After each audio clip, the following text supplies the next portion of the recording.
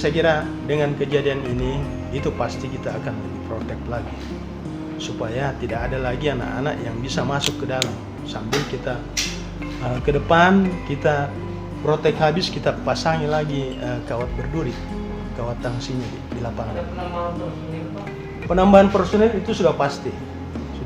Dan besok insya Allah backloader saya sudah hubungi Kadis PU untuk